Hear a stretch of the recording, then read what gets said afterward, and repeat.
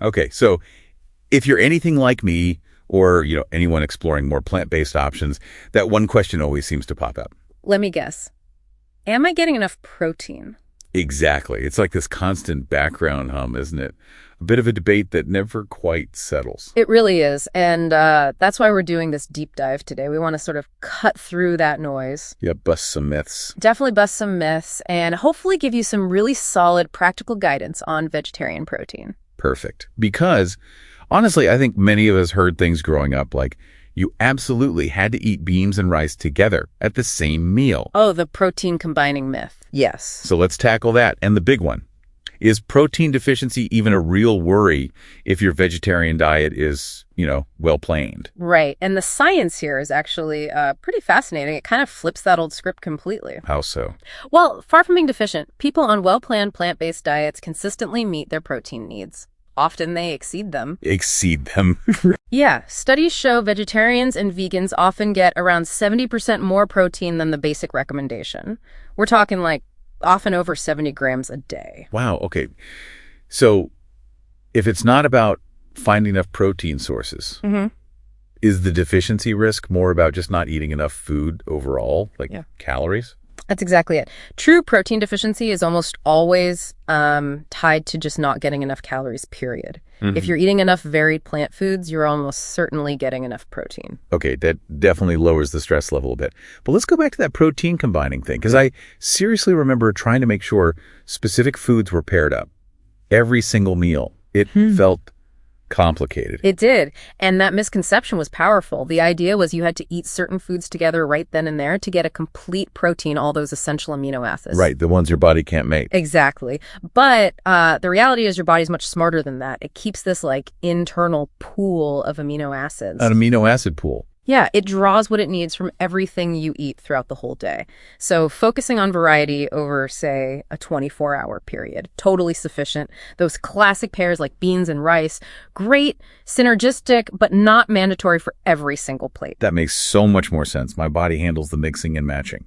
Okay, so if we don't need rigid rules, what are the protein heavy hitters in the plant world? Let's start with soy.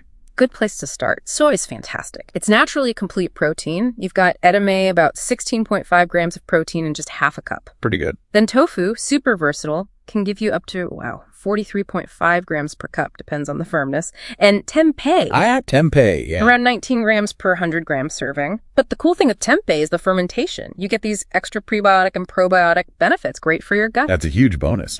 Okay, gut health plus protein. Love it. What about legumes? Beans, lentils, the real workhorses, right? Absolutely, the workhorses. Lentils pack nearly 18 grams of protein per cooked cup.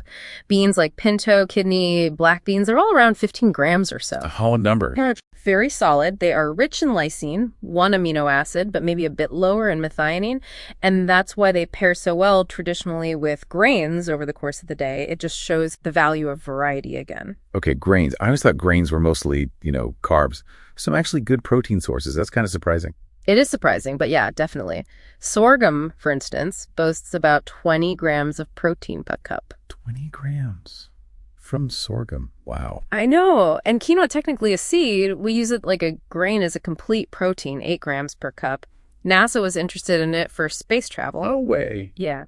And then there's amaranth, 9 grams per cup. Teff, about 10 grams. Loads of options beyond the usual suspects. This is great. So beyond soy, legumes, and these surprising grains, what else? Nuts and seeds? Definitely. They're like little nutrition powerhouses. Yeah. Hemp seeds, another complete protein, give you 9 grams per ounce. Pumpkin seeds, about 8.5 grams per ounce. Peanuts, too. Technically a legume, but we treat them like nuts, nearly 7 grams. Plus, healthy fats, minerals. Good stuff. Any specialized foods like seitan? I hear that's really high. It is incredibly high. You can get up to 25 grams of protein per 100 grams of seitan. But the one thing to know is it's lower in lysine. So again, great source, but good to pair with lysine-rich foods like beans somewhere in your day. Makes sense. Variety is key. Exactly. And, for pure convenience, there are plant-based protein powders. The blended ones are specifically designed to combine sources for a complete profile. Right. Helpful for a boost. So knowing all this, how do we figure out our own needs? Yeah. Because it's not one size fits all, is it? Not at all. Needs vary. The general range is maybe 0.8 to 1.6 grams of protein per kilogram of your body weight. Depends a lot on how active you are. Okay. But here's something really important, especially for older adults. There's this concept called anabolic resistance. Anabolic resistance. Yeah, basically, as we age, our muscles get a bit less responsive to protein. So to get the same muscle building or maintaining effect, older adults often need a bigger protein hit per meal. Think maybe 30 to 40 grams per meal compared to maybe 20 grams for a younger person. Per meal. That's a key difference. So spreading it out might not be enough. You need those bigger boosts. Precisely. Getting enough protein at specific meals becomes more critical for maintaining muscle mass as we get older. That is super helpful info. Yeah. Okay, so wrapping this up, it sounds like the takeaway is a well-planned, varied vegetarian diet. You're likely getting plenty of protein. Absolutely. Plenty of protein, plus all the other good stuff, fiber, healthy fats, antioxidants.